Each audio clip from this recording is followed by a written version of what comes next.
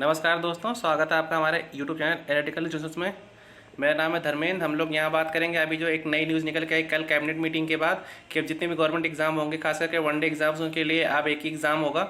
वो NRA बनाई जाएगी, नेशनल रिक्रूटमेंट एजेंसी, और वो कॉमन एंट्रेंस टेस्ट लेगी। हम लोग बात करेंगे इसी टॉपिक पे, क्योंकि अब जितने भी एग्जाम होते हैं खासकर SSC, बैंक, रेलवे, उनका अब एक ही एग्ज़ाम होगा। बाकी सिविल सर्विसेज के अपने एग्जाम होते रहेंगे, उनके लिए कुछ और रूल रेगुलेशन बाद में बनाया जाएगा और 2021 से ये इम्प्लीमेंटेशन में आ जाएगा। तो चलिए बात करते हैं हम लोग इसी पे आज। ये जितने भी एग्ज़ाम, जितने भी लोग कंपटीशन एग्जाम की तैयारी करते हैं, सभी के लिए बहुत इंपॉर्टेंट है। प्लीज़ करके ध्यान से देखिएगा, सुनिएगा और लोगों को शेयर जरूर करिए। वीडियो को प्लीज़ लाइक करिए, हमारे चैनल को सब्सक्राइब करिए और जितना हो सके लोगों को बताइए। ये सभी के लिए बहुत ही इंपॉर्टेंट न्यूज़ है, आगे आने वाले टाइम के लिए बहुत इंपॉर्टेंट है। चलिए बात करते हैं आगे। अभी कल न्यूज़ में था कि central to set up a national recruitment agency to conduct common test for government jobs. ये द हिंदू का आर्टिकल है। तो इन्होंने यही बताया था कि एक हम नई एजेंसी बनाएंगे जो जितने भी गवर्नमेंट एग्जाम है उनके लिए वर्क करेगी। ठीक है। अब इसमें आगे क्या था कि NRA और CET है क्या। द यूनियन कैबिनेट ऑन कल देखिए, कल की डेट है 19 अगस्त 2020 की। कल नेशनल रिक्रूटमेंट एजेंसी की को मतलब जो बनना था उसको मोहर लग गई हमारे कैबिनेट से। अब क्या हो गया कि इसके लिए जितने भी SSC, बैंक, रेलवे के एग्जाम होंगे उनके लिए कॉमन एंट्रेंस टेस्ट होगा। ठीक, उसमें आपको स्कोर मिलेगा। उस स्कोर को आप आगे कैसे यूज़ कर सकते हैं वो सब हम आपको आगे बताएंगे। और इसमें ये आगे कहा गया था कि 2.5 से 3 करोड़ लगभग कैंडिडेट होते हैं जो हर साल लाख सवा लाख 1.25 लाख वैकेंसी जो ग्रुप बी और ग्रुप सी की आती हैं उनके लिए अप्लाई करते हैं SSC, बैंक और रेलवे के लिए। तो उनके लिए अब अलग अलग एग्ज़ाम नहीं देना होगा, सभी का अब एक ही एग्ज़ाम होगा। खास करके प्री एग्ज़ाम, प्री तो आपको एक ही देना पड़ेगा। उसके बाद अब मेंस वगैरह हो सकता है अलग अलग हो, क्योंकि उसके लिए अभी उन्होंने ज़्यादा कुछ बताया नहीं है। बस ये बताया था कि Tier 1 जो होगा लगभग सबका एक ही होगा। ठीक है। देखिए, तो इस जो आई है ये न्यूज़, इसमें क्या चीज़ें निकल के आ रही हैं। इसमें ये चीज़ें बताई गई थी कि CET कंडक्ट ट्वाइस है। जो CET आपका होगा कॉमन एंट्रेंस टेस्ट, वो साल में 2 बार होगा।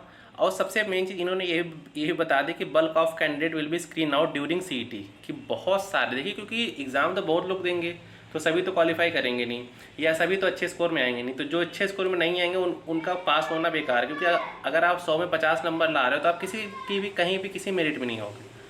तो अगर आप टॉप मेरिट पे रहेंगे तभी आपको फ़ायदा है। तो इसके लिए कहा गया कि bulk of candidate will be screen out. और कंप्लीट प्रोसेस जितना भी होगा, रोल नंबर देना, फॉर्म भरना, मेरिट लिस्ट, एडमिट कार्ड, ये सब पूरा प्रोसेस क्या होगा, ऑनलाइन होगा। और जो एग्ज़ाम होगा आपका ये ऑब्जेक्टिव एग्ज़ाम होगा। ठीक, ऑब्जेक्टिव मल्टीपल चॉइस एग्ज़ाम होगा जैसा आप लोग एग्ज़ाम देते आए हैं। और आगे क्या कहा गया कि 5% जो टोटल कैंडिडेट होंगे जो अपर मेरिट के होंगे, मतलब जो टॉप मेरिट के होंगे, उनको कुछ स्पेशल नंबर दिया जाएगा या स्पेशल कैडेट दिया जाएगा। तो वो आपको आगे आने वाले टाइम में बताया जाएगा कि कैसे कैसे गवर्नमेंट ने क्या योजना बनाई है इसके लिए। बस फिलहाल इन्होंने इतना ही कहा है। इसमें आगे क्या था कि जो भी एग्ज़ाम होगा वो लगभग 12 लैंग्वेज में होगा। इंडिया में जितनी भी लैंग्वेज में कंपटीशन एग्ज़ाम हो सकते हैं उतनी लैंग्वेज हम मिनिमम 12 लैंग्वेज में होगा ही होगा। तो आप अपनी लैंग्वेज की चॉइस भरेंगे, उस हिसाब से आपका एग्ज़ाम होगा। ठीक, आप एग्ज़ाम टाइम में भी शायद लैंग्वेज चेंज कर सकते हैं, इसके लिए बाद में अगर जो न्यूज़ आती बताई जाएगी आपको। फिलहाल तो ये कि जितनी भी लैंग्वेज होती हैं एग्ज़ाम की, 12 लैंग्वेज लगभग सभी में एग्ज़ाम होगा आपका। ठीक है।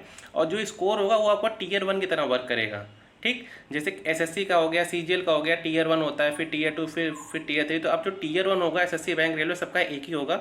और जो Tier 2 और Tier 3 है वो SSC का अपना लेगी, बैंक अपना लेगी, और जो भी रेलवे वगैरह है वो अपना लेंगे।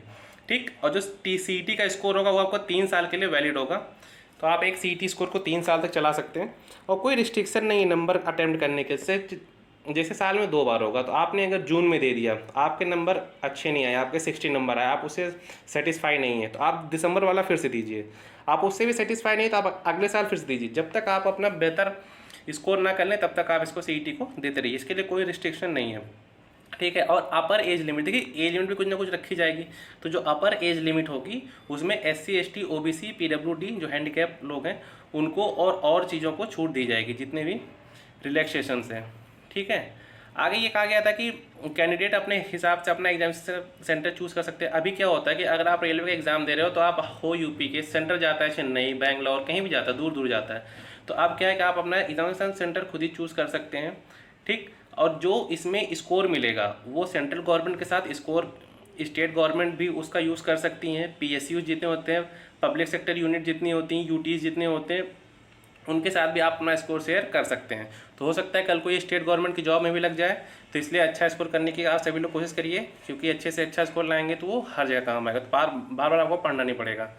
और दूसरी चीज़ क्या इसमें निकल के है कि आपका जो टाइम है, ठीक, जितनी भी ऑर्गेनाइजेशंस हैं एक बार प्री लेती हैं, मेंस लेती हैं, तो आप कई एग्ज़ाम देने में उनका भी टाइम वेस्ट होता है। इससे क्या होगा, उनका भी पैसा बचेगा और उनका भी टाइम बचेगा। और इसमें ये कहा गया था कि currently there are many exams for multiple agency. देखिए मल्टीपल एजेंसी वगैरह जैसे TCS है, सिफी है, NICT है, तो जितनी भी एजेंसी एग्ज़ाम लेती हैं गवर्नमेंट के डिपार्टमेंट्स के लिए, उनके पास अभी बहुत सारी एजेंसी है। तो अब क्या होगा, केवल एक ही एजेंसी एग्ज़ाम लेगी जिसका नाम होगा NRA, नेशनल रिक्रूटमेंट एजेंसी, ठीक, और वो कॉमन एंट्रेंस टेस्ट लेगी। तो इससे क्या होगा कि कैंडिडेट पे जो बर्डन आता है, बार बार 2 महीने बाद कोई एग्ज़ाम आ गया, फिर 1 महीने बाद कोई एग्ज़ाम आ गया, फिर 3 महीने बाद, तो बार बार जो एग्ज़ाम देने का बर्डन होगा वो क्या होगा, कम हो जाएगा। देखिए इससे कुछ नुकसान भी होंगे, ऐसा तो है नहीं कि हर चीज़ का फ़ायदा ही फ़ायदा होता है, तो कुछ प्रॉब्लम्स भी निकल के आएंगे, कुछ पॉइंट्स भी निकल के आएंगे, तो उस पर गवर्नमेंट बाद में बात करेगी और लोगों से एडवाइस लेगी, स्टेट से एडवाइस लेगी, इसीलिए इसमें अभी टाइम लगेगा इम्प्लीमेंटेशन होने में।